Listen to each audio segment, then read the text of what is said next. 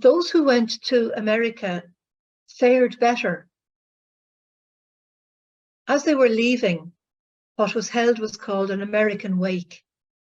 And this was a phrase that originated in the 1800s, where those taking the emigrant ship to America, their family knew that they were never going to see them again.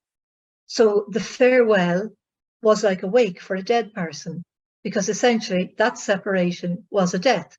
The parents and the family would die without ever seeing that family member again. And for the most part, that remained true.